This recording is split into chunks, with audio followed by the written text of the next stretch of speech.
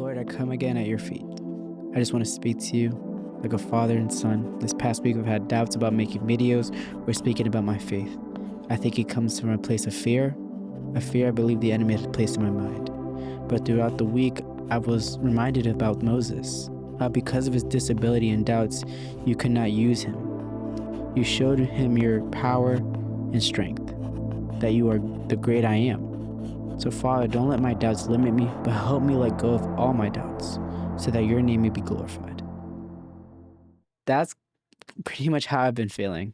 And I just felt like in my heart to like talk about this, where I've had doubts and fear to speak about my faith or to post anything regarding, my faith because I'm like, it's not good enough or it needs to be perfect or I don't know enough about the scriptures.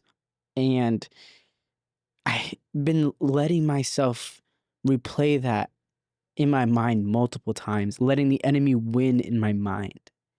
And feeling like God can't use me because I don't know enough about the Bible or I am still learning. But the story of Moses really impacted me in class where we were talking about it. And it impacted me in a way because, Moses had disabilities, he had a stutter. Um, and he felt like God couldn't use him, right? And this is in Exodus 3 and 4, where God tells Moses a bunch of plans like, hey, go do this, go speak to the Israelites and tell them, right? And God was giving him a bunch of orders, but then Moses had doubts, right? God had to show Moses signs.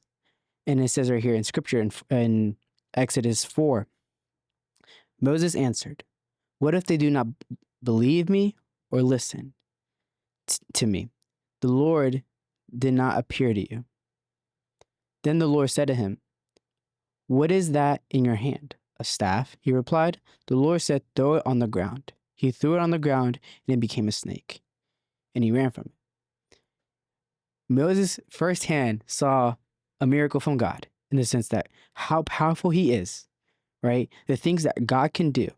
And he was shocked. He was scared, right? And later, showed him other signs, like where he told him to put his hand under his robe and it became like the most vicious disease that could ever be like at that time, and then God told him to do it again and it was healed. God was showing his strength and his power, right? But at little forward in verse 10, Moses still has doubts. He says to God, it says in the scripture, Moses said to the Lord, pardon your servant.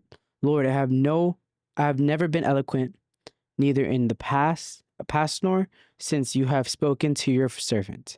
I am slow of speech and tongue. Then the Lord said to him, who gave human beings their mouths? Who makes them deaf or mute? Who gives them sight or makes them blind? Is it not I, the Lord? Now go, I will help you speak and will teach you what to say. God's literally telling him, rest assured in me, have faith in me, be obedient to me. If I have given you these disabilities, if I have given you these things that you feel like are a hindrance to you, or you feel like you cannot be used for God's glory, God's saying, no, I can use you. I gave you this for a reason to show you that regardless of your weakness, I can use your weakness for your strength. And that like hit me because I feel like I don't know enough, but God can show me. God, if I'm obedient to him, God will use me. If I surrender to him, God will gladly use anyone who is obedient, anyone who trusts in him. Even in this scripture later on, Moses still has doubts, right? And the Lord was angry and said, I will send you your brother. He will help you. God still provided in his doubts. And that impacted me in a way that like, especially about talking about my faith or making videos about God, that no matter what you feel like is a hindrance or a weakness, the Lord will use it for good and for his glory. And I feel like for those who, are scared to talk about their faith, I encourage you to go for it. Talk about it. If you feel like God is calling you to do something, God is pushing you to do something. It may look scary because the enemy does not want you to do something that may glorify the Lord. And so he's going to try to delay your plan as long as possible. So what I'm trying to say is have faith in him. Go out there and do what the Lord wants you to do. And so I just hope that encourages you guys and you guys can relate to it a little bit. And yeah, that, you know, you can glorify his name, that we can all be one body to glorify the master. So God bless. Hope you guys have a good day.